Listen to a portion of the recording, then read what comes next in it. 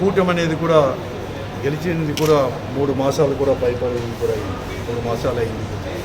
ఈ 3 మాసాల్లో ఏదైతే వాగ్దానాలు చేశారో చంద్రబాబు నాయుడు గారికి ఉండే కూటమి యొక్క ప్రభుత్వం ఏదైతే చేశారో ఒక వాగ్దాన్ని పెన్షన్ ఇచ్చేది తప్ప ఏ వాగ్దానాన్ని కూడా ఇంతవరకు కూడా నెరవేర్చలేదు. అలాగే ఈ జిల్లా సమస్యల్లో కూడా ఎక్కడ వేసిన దొంగలు అక్కడే ఉన్నట్లుగా ఉండే సమస్యలు కూడా కోపల్లలు కూడా ఉన్నాయి. అవన్నీ కూడా మేము తీసుకొని కూడా పోతాం. ఈరోజు అధికారంలోకి వచ్చిన తర్వాత కూటమి అనేది కూడా ఒక రెస్పాన్సిబిలిటీతో, ఒక బాధ్యతతో ఏదైతే వాగ్దానాలు చేశారో ఆ వాగ్దానాలు కానీ ప్రజల యొక్క సమస్యలు కానీ పరిష్కరించే దిశగా కాకుండా ఒక కక్షపూరిత ధోరణిలో కూడా ఈరోజు కూడా ముందుకు కూడా పోతారు.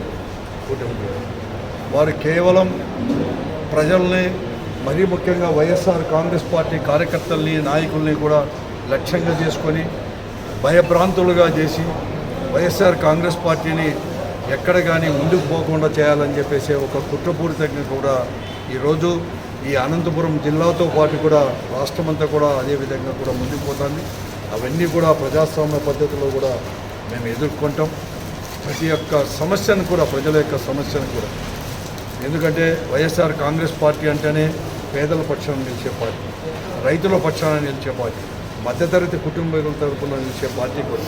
వారి సమస్యలన్నీ కూడా ప్రభుత్వం దృష్టికి తీసుకొని పోయి అవసరం వస్తే ఏ పోరాటాలైనా కూడా చేసేసి కూడా మేము అన్నీ కూడా నెరవేర్చడానికి ఒక ప్రతిపక్ష పార్టీగా బాధ్యత కూడా ముందుకు కూడా పోతాం.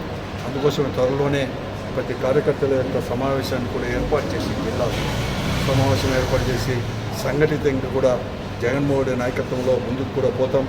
ఈరోజు ఈ రాష్ట్రంలో ప్రభుత్వం కక్షపూర్త ధోరణిని కూడా ఇవన్నీ కూడా ప్రత్యేకంగా ఎదుర్కొంటాం.